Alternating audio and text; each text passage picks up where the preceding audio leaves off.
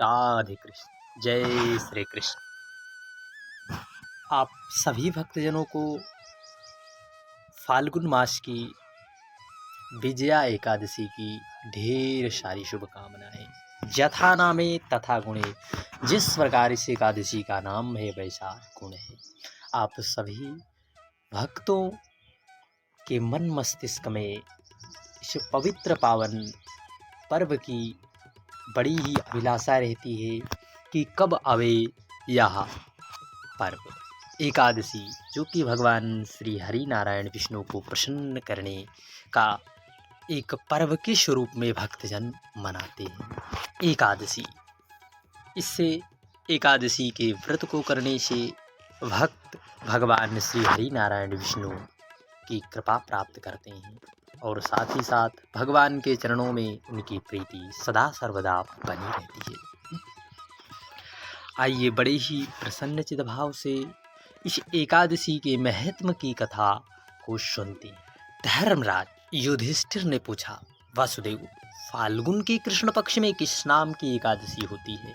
उसका क्या महत्व है? कृपा करके बताइए। तब भगवान श्री कृष्ण बोले, युधिष्ठिर, एक बार नारद जी ने कमल के आसन पर विराजमान होने वाले ब्रह्मा जी से इसी प्रकार का प्रश्न किया था कि सुरश्रेष्ठ, फाल्गुन मास में कृष्ण पक्ष में जो विजया नाम की एकादशी होती है, कृपा करके उसके पुण्य का वर्णन कीजिए। यह बात नारद जी ने स्वयं पितामह ब्रह्मा जी से। ब्रह्मा जी ने कहा, नारद सुनो, मैं एक कथा सुनाता हूँ जो पापों का अपहरण करने वाली है। यह व्रत बहुत ही प्राचीन और पवित्र है, पाप नाशक है।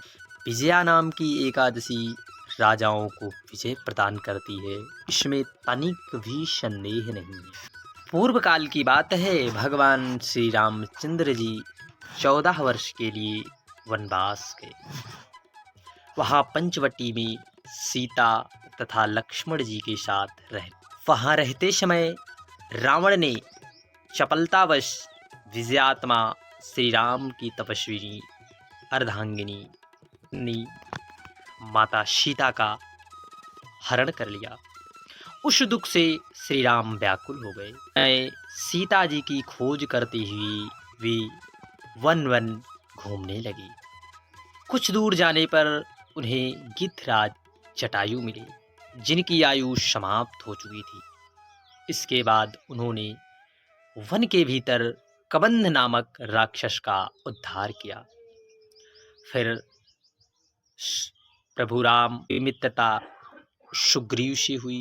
तत्पश्चात प्रभु श्री राम जी के लिए वानरों की सेना एकत्रित हुई।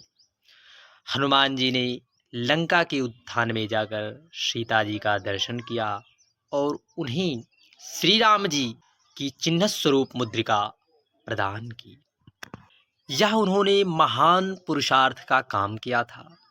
वहां से वापस लौटकर वे प्रभु श्री राम जी से मिले और लंका का सारा वृतांत, सारा समाचार उनसे कह सुनाया। हनुमान जी की बात सुनकर प्रभु श्री राम जी ने सुग्रीव की अनुमति ली, लंका को प्रस्थान करने का विचार किया। समुद्र के किनारे पहुंचकर उन्होंने लक्ष्मण से कहा, सुमित्रानंदन, किस पुण्य से इस समुद्र को पार किया जा सकता है? यह अत्यंत अगाध और भयंकर जल जंतुओं से भरा हुआ है। मुझे ऐसा कोई भी उपाय नहीं दिखाई देता जिससे इसको सुगमता से पार किया जा सके। तब सुमित्रानंदन बोले, महाराज, आप ही आदिदेव और पुराण पुरुषोत्तम है, आपसे क्या छिपा है? यहाँ दीप के भीतर वक्दालभ्य नामक मुनि रहते हैं। यहाँ से आधी योजन की दूरी पर उनका पवित्र तीर्थमय आश्रम है। रघुनंदन, उन प्राचीन मुनीश्वर के पास जाकर उन्हीं से क्यों ना ही इसका उपाय पूछ लिया जाए। तब लक्ष्मण जी की यह अत्यंत सुंदर बात सुनकर श्री रामचंद्र जी महामुनि वक्तालभ्य से मिलने के लिए गए। वहां पहुंचकर उन्होंने मस्तक झुकाकर मुनि को प्रणाम किया। मुनि उनको देखते ही पहचान गए, ये पुराण पुरुषोत्तम प्रभु श्री राम है, जो किसी कारणवश मानव शरीर में अवतीर्ण हुए हैं। उनके आने से महर्षि को बड़ी ही प्रसन्नता हुई। उन्होंने पूछा, श्री राम, आपका कैसे यहाँ आगमन हुआ? समुद्र के किनारे आया हूँ मुनि। अब जिस प्रकार समुद्र पार किया जा सके वह उपाय बताइए, मुझ पर कृपा कीजिए। वक्तालभ्य ने श्री राम जी से कहा, फाल्गुन के कृष्ण पक्ष में जो विजया नाम की एकादशी होती है, उसका व्रत करने से आपकी विजय होगी। निश्चय ही आप अपनी वानर सेना के साथ समुद्र को पार कर लेंगे।